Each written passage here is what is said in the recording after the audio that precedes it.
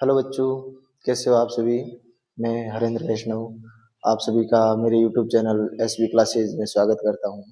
जैसा कि हमने पिछली क्लास में सर्वनाम की परिभाषा पढ़ी थी, सर्वनाम का शाब्दिक अर्थ पढ़ा था और सर्वनाम का एक भेद भी पढ़ लिया था। जो पुरुषवाचक है, पुरुषवाचक के 3 उपभेद हैं, वो भी हमने पढ़ लिए थे। और सर्वनाम शब्द 11 होते हैं, ये भी हमने इसका भी कुछ जिक्र किया था। ठीक है, आज हम करते हैं सर्वनाम के आगे के भेद है, जिसमें 2 नंबर पर हमने लिखा था निश्चयवाचक सर्वनाम। कौन सा लिखा था भाई? निश्चयवाचक सर्वनाम। तो देखो 2 नंबर पर है निश्चयवाचक सर्वनाम। कौन सा है? निश्चयवाचक सर्वनाम। नोट करते जाना साथ साथ में ना। पहले तो आप समझो निश्चयवाचक सर्वनाम होता क्या है। निश्चय, निश्चय का मतलब होता है निश्चित। निश्चय का मतलब क्या होता है? निश्चित। कोई भी चीज निश्चित है, जो पहले से निश्चित है या उसकी जगह फिक्स है, उसे हम क्या बोलते हैं? निश्चित है। उसे जहां निश्चित होने का भाव हो, कोई भी चीज हो, कोई भी वस्तु हो, वहां पर निश्चयवाचक सर्वनाम होता है। देखो ऐसे सर्वनाम शब्द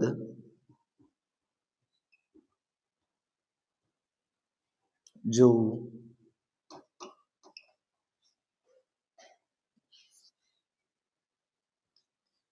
निश्चित होने की जानकारी दे, क्या दे? जानकारी दे या बोध कराए,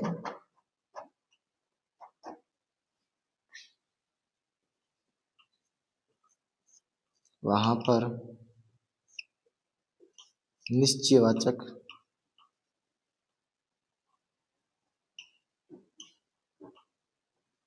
सर्वनाम होता है। आई बात समझ में? निश्चयवाचक सर्वनाम का अर्थ तो आपको पता चल गया होगा कि निश्चयवाचक का अर्थ है कि निश्चित है। कोई भी वस्तु है, कोई भी चीज है, वो क्या है? निश्चित है। ठीक है, जैसे लिखो, जैसे में वह और यह। अब देखो इनके दो को एक उदाहरण लिखवाता हूँ। यह खेल रहे हैं, यह खेल रहे हैं,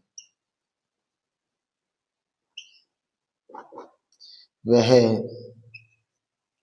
खेल रहे हैं, वह खेल रहे हैं। बात है समझ में? यह खेल रहे हैं मतलब कोई भी चीज है वो अपन के पास में है। क्या है? पास में। वह खेल रहे हैं तो दिखाई तो दे रही है, चीज निश्चित भी है, पर हमसे क्या है? थोड़ी भी दूर है। क्या है? थोड़ी भी सी दूर है। जैसे आगे की पंक्ति में बच्चे बैठे हैं, इन्हें हम क्या बोलेंगे? ये बच्चे बैठे हैं। और पीछे वाली पंक्ति में वह बच्चे बैठे हैं। समझ में आई बात? इसे अच्छे से नोट करो, फिर हम आगे चलते हैं।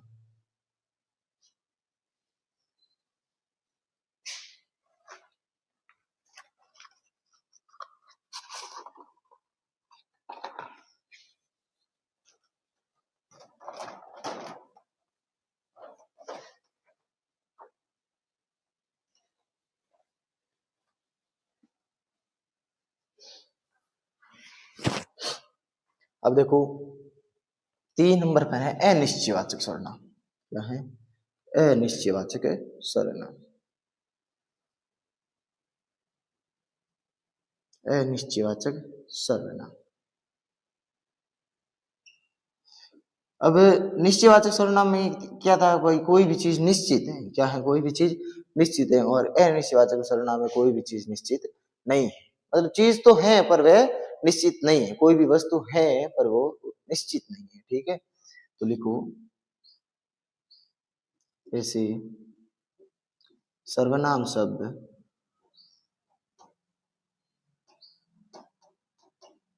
जो किसी पदार्थ, वस्तु इत्यादि के निश्चित न होने का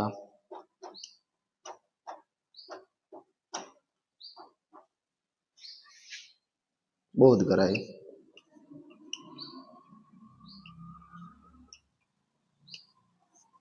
वह अनिश्चयवाचक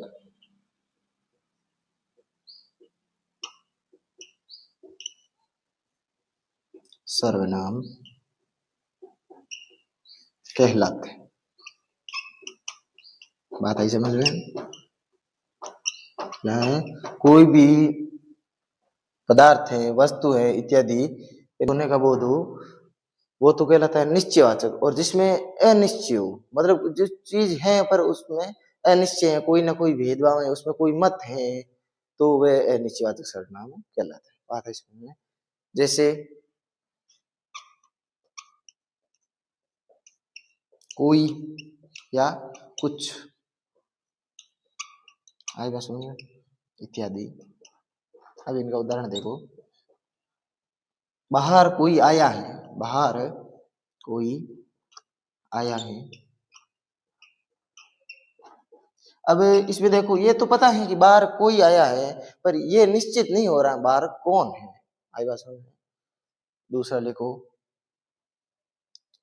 स्वाद में कुछ कमी है, कुछ कमी है। अब देखो, स्वाद में कमी तो है, पर क्या कमी है ये फिक्स नहीं हो रहा है, ये पूरा का पूरा पता नहीं चल रहा है। जहां पर थोड़ा सा भी निश्चय ना हो और पूरा पता ना चले, वहां पर अनिश्चयवाचक सर्वनाम होता है। अच्छे से नोट कर लेना। आगे चलो। 4 पर हमने कौन सा सर्वनाम लिखा था? 4 पे था निजवाचक सर्वनाम। कौन सा था? निजवाचक सर्वनाम।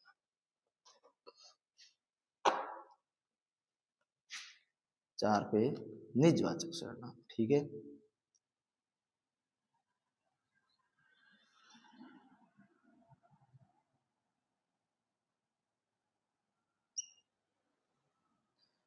अब देखो, निजवाचक सर्वनाम क्या होता है? निज यानी निजी, निज यानी निजी,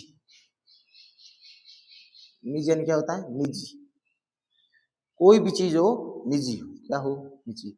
जैसे उदाहरण के स्वरूप समझाऊं, हमारा विद्यालय है। विद्यालय 2 प्रकार के होते हैं, एक तो निजी होता है, एक सार्वजनिक, मतलब सरकारी बोल दो आप।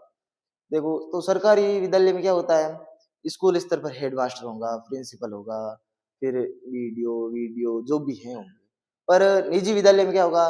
जो भी है कर्तव्य करता है वो प्रिंसिपल ही उस स्कूल का मालिक होगा, हेडमास्टर है वही होगा, सारा का सारा जो भी है उसके पास ही होता है, सारा का सारा अधिकार है उसके पास होता है। जबकि सरकारी स्कूलों में ऐसा नहीं होता है, सरकारी विद्यालयों में ऐसा नहीं होता है, सारा का सारा अलग अलग अधिकारियों को दिया गया है कार्य। उसी प्रकार से कोई भी चीज हो निजी हो, निजी मतलब खुद का स्वामित्व, खुद का स्वामित्व, खुद का स्वामित्व। आई बात समझ में? अच्छे से समझ लेना, ठीक है। नोट करते जाना साथ साथ में। लिखो, ऐसे सर्वनाम शब्द, ऐसे सर्वनाम शब्द जो निजत्व या निजी होने का बोध कराए,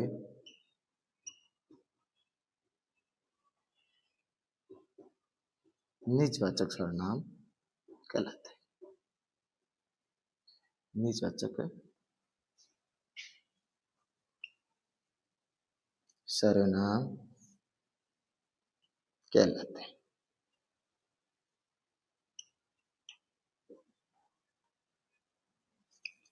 जैसे मैं, स्वयं,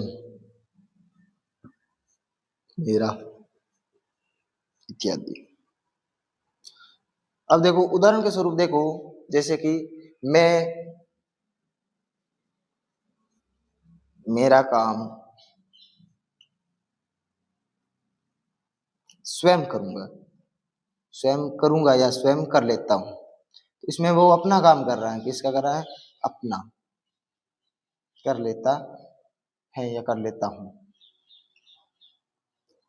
अपना काम कर रहा है, स्वयं का काम कर रहा है, यानी अपना निजी काम कर रहे हैं, और जहां निजी काम करने का या निजी का बोध हो वहां पर निजवाचक सर्वनाम होता है। दूसरा देखो, वह अपने आप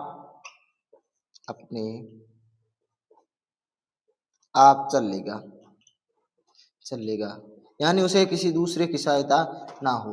निजी कार्य वो होता है जो जिसमें कोई भी दूसरा सहायता नहीं करे हो, और ना ही दूसरे इंसान का हस्तक्षेप उसमें हो। आई बात समझ में? अच्छे से नोट करो। देखें, फिर हम चलते हैं 5 नंबर पे।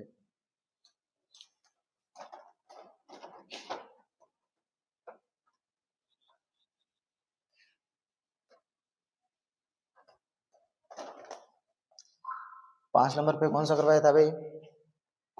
5 पर था प्रश्नवाचक सर्वनाम। कौन सा था भाई? ये सबसे सरल है, प्रश्नवाचक सर्वनाम। ये क्या है? सबसे सरल है, इसकी पहचान करनी भी आसान हो जाती है। समझ में आई बात?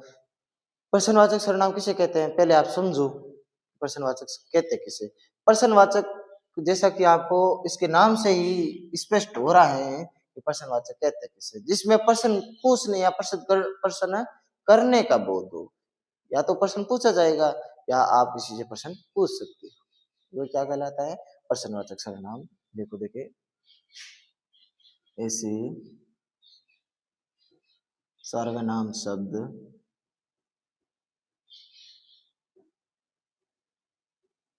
जिनसे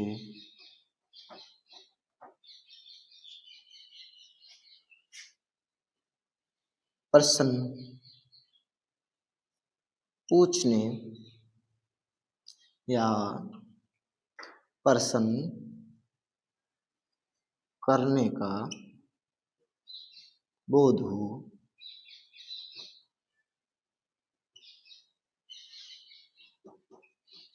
वहां पर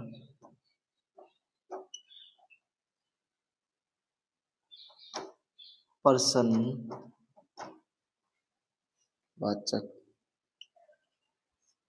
सर्वनाम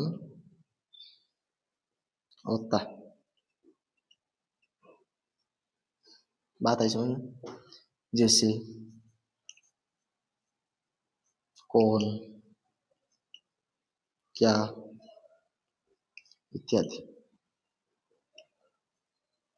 इसमें देखो, एक बात आप विशेष ध्यान रखना, प्रश्नवाचक सर्वनाम में लास्ट के अंदर ये प्रश्नवाचक चिन्ह होगा। क्या होगा? प्रश्नवाचक चिन्ह।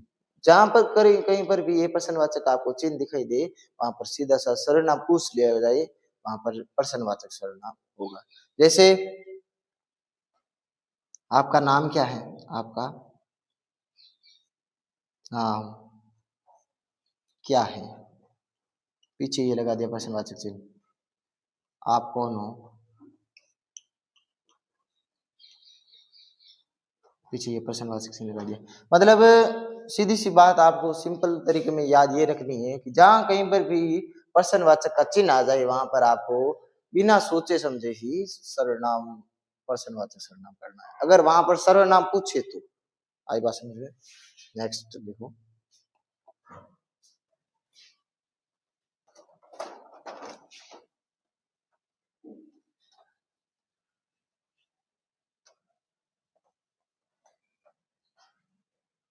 नेक्स्ट है, लास्ट है, 6 नंबर पे है संबंधवाचक सर्वनाम। कौन सा है भाई?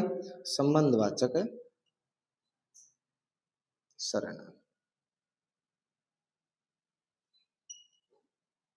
जैसा कि आपको नाम से पता चल रहा होगा कि संबंध, आपस में दो वाक्य तो संबंध स्थापित करते हैं। क्या करते हैं? संबंध स्थापित करते हैं, या उन दोनों के बीच में कोई ना कोई संबंध हो, वह संबंधवाचक सर्वनाम कहलाते हैं। तो परिभाषा लिखो इसकी, ऐसे सर्वनाम शब्द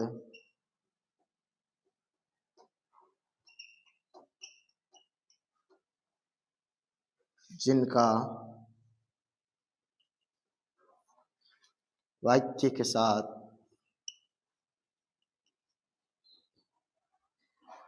एक दूसरे से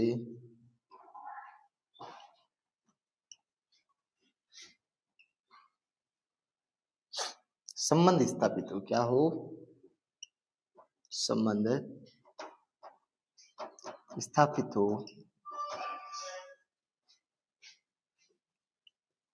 वहां संबंधवाचक सर्वनाम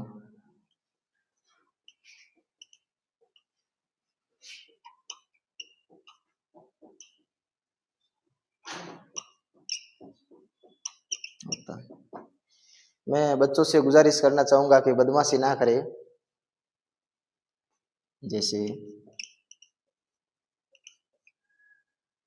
जैसे मैं उदाहरण में लिखूं, जैसी करनी वैसी भरनी, जैसी करनी वैसी भरनी। देखो, जैसी और वैसी ये दोनों शब्द आपस में संबंध स्थापित कर रहे हैं। आई बात समझ? जैसे जिसकी लाठी